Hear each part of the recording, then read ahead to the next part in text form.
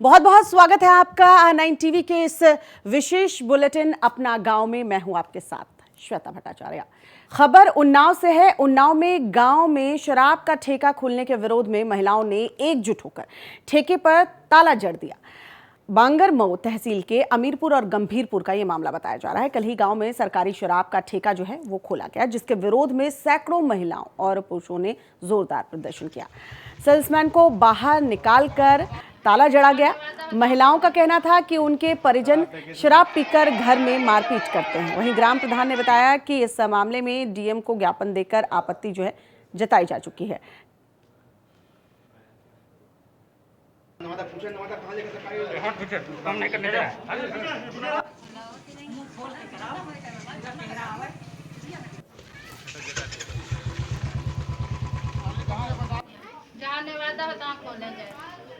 शराब ठेके से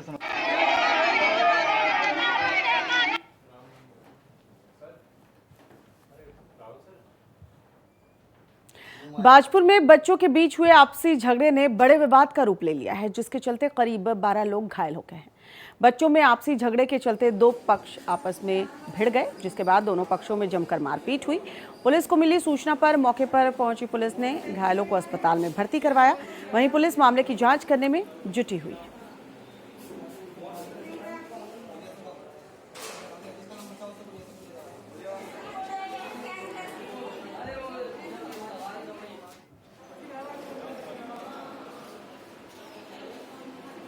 तो मामूली विवाद में दो पक्ष जो है आमने सामने हो गए और दोनों पक्षों के बीच फिर खूनी संघर्ष होने लगा, जमकर मारपीट हुई है। फिलहाल पुलिस को सूचना मिली, पुलिस जो है मौके पर पहुंची और घायल लोगों को अस्पताल में भर्ती करवाया गया। एक कनौरा में और दूसरा टाटा मींजन बन्नाखेड़ा में दो मारपीट की घटनाएं हुई हैं। तो इन दोनों ही उसमें सबसे पहले जो भी चोटिल थे उनको मेडिकल के लिए भेजा गया है और जो भी लोग हैं उनके विरुद्ध मुकदमा पंजीकृत किया जा रहा है। इसमें लगभग जो कनौरा वाला है उसमें दो लोग हुए हैं और बन्नाखेड़ा वाले में 3-4 लोग हुए हैं। इसमें जो कनौरा वाला है उसमें कुछ रास्ते को लेकर इनका विवाद हुआ था और जो बन्नाखेड़ा वाला है उसमें भी कुछ बाइक पे जाते हुए व्यक्ति उनके बीच में कुछ कहासुनी हो गई, उसको लेके जो लड़ाई थी वो मारपीट में तब्दील हो गई। कन्नौज जिले के ठठिया थाना क्षेत्र में करंट लगने से एक किशोर की मौत हो गई। बताया जा रहा है कि किशोर अपने खेत में जा रहा था, जिस दौरान खेत की सुरक्षा के लिए लगाए गए करंट वाले तार की चपेट में आने से किशोर की मौके पर ही मौत हो गई। जिसके बाद परिजनों को जब सूचना मिली तो परिवार में कोहराम मच गया।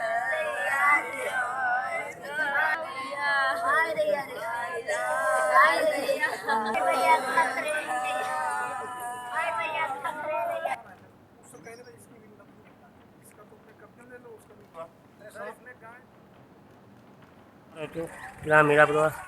क्या घटना हुई तुम्हारे यहाँ? मेरे भतीजे आलोक कुमार मक्का देखने गया था। मेरे पड़ोसी में आसपास नंगे तार लगे हुए थे। कुछ घटना भतीजे के कान लग जाने से मौत हो गई। लगातार रुक रुक कर हो रही बारिश की वजह से प्रदेश में कई जगह नदियों का जलस्तर घटा है और बढ़ रहा है।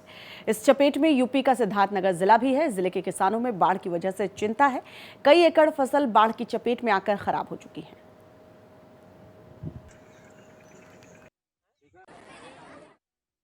हमारे यहाँ तो अक्सर बहुत ज़्यादा नुकसान हो गया है और बाढ़ का पानी दोनों तरफ से ही बिल्कुल ग्रास कर दिया है सब किसानों का।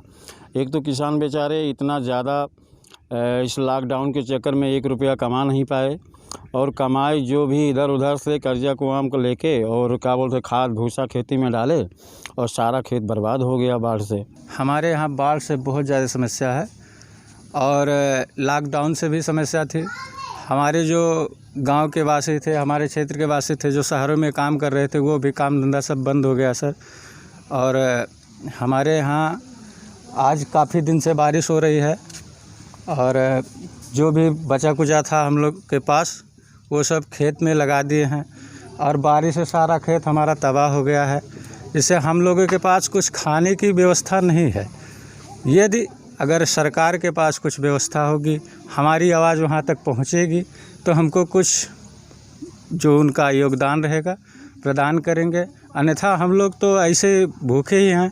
गांव के चारों तरफ से पानी भरा हुआ, सब लोग को बहुत दिक्कत हो रही है, खाने पीने की बहुत ज़्यादा परेशानी है। शासन प्रशासन से ये कहना है कि योगी सरकार अपना मदद करे, हमारे गांव में सब डूबे हुए हैं।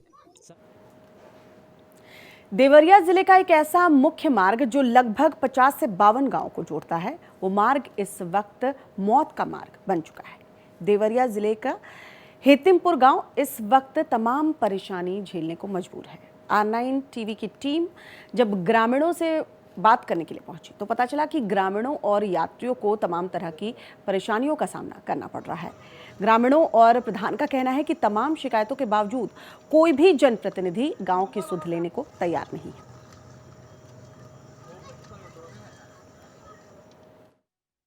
इस समय हम खड़े हैं देवरिया जनपद के अंतिम गांव जिसका नाम है हेतिमपुर गांव। यह वही हेतिमपुर गांव है जहां पे जिसकी आबादी लगभग 8000 है और 8000 और 50 से 52 गांवों को जोड़ता है यह मुख्य मार्ग। मैं दिखाना चाहूँगा यही मुख्य मार्ग है जो किस तरह से क्षतिग्रस्त है। और मैं आपको ये भी बताना चाहता हूँ कि यहाँ पे कोई अप्रिय घटना ना हो जाए, इसके लिए यहाँ की जनता, यहाँ के लोगों ने ये मीडिया से बात करते हुए समस्याओं से अवगत कराया है। जी आइए बात करते हैं इस हेतिमपुर के गांव में जो हैं जो नवागत प्रत्याशी, प्रधान प्रत्याशी, उनका नाम है जी, इधर आइए जी। हाँ, क्या नाम है आपका? अनुराग रंजन। जी बताइए किस तरह का समस्या है यहाँ पे?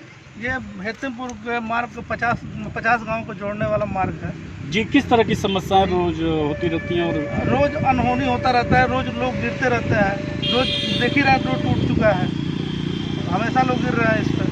अब हमेशा आने का जाने का इसकी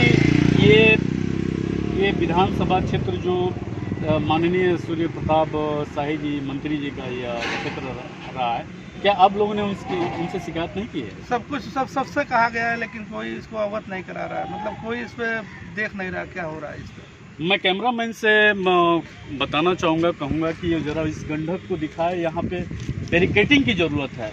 यहाँ पे यदि ये डायरेक्टली यदि अंधेरे में यदि कोई आता है तो डायरेक्टली बिना बैरिकेटिंग का वो चला जाएगा गंडक में, जो कि यहाँ पे घटनाएं दिन प्रतिदिन बनी रहती है। देवरिया से R9 टीवी के लिए सुदामा सिंह कृष्ण।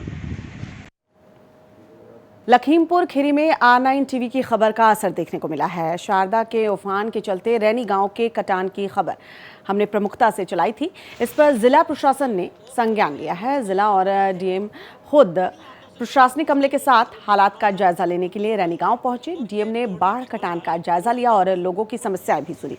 वहीं राजस्व टीमों को भी तत्काल हर संभव मदद उपलब्ध कराने के निर्देश दिए जा चुके हैं। आती है तब यहाँ प्रशासन बहुत लोग आते हैं देखने के लिए, और जब नदी स्थिर होती तब यहाँ कोई नहीं आता है, ना कोई देखता है, ना कोई प्रशासन, ना कोई जेई, ना कोई कुछ। फिर दूसरी बात यह है कि यहाँ पर मजदूरों को कम दी जाती है, मजदूरी पूरी नहीं दी जाती है, इसलिए मजदूर भी इधर उधर कम काम करते हैं। कई चक्कर हैं, बहुत बांस बल्ली डाल दी गई लेकिन कुछ काम नहीं हुआ, क्योंकि बाढ़ इतनी उफान पर नदी आ जाती तब काम शुरू होता है। अरे ये हल हो सकती है सर, ये सूखी नदी हो, नदी जब डाउन हो तब काम किया जाए और करवाया जाए। इतनी मेहनत से जितनी मेहनत अब की जाती है तो रुक जाए। प्रधानमंत्री नरेंद्र मोदी के स्वदेशी अपनाने के किए गए आह्वान को जालौन में स्वयं सहायता समूह की महिलाएं सार्थक करती नजर आ रही हैं। रक्षाबंधन के त्योहार को लेकर समूह की महिलाओं ने गाय के गोबर से राखियां तैयार की। गोबर से तैयार रंग बिरंगी राखियां बाजारों में जमकर धूम मचा रही हैं। इतना ही नहीं, इन राखियों को यूपी और राजस्थान सरकार की मांग पर मंत्रालय भी भेजा जा रहा है। राखियों को आकर्षक लुक देने के लिए महिलाएं जमकर मेहनत कर रही हैं।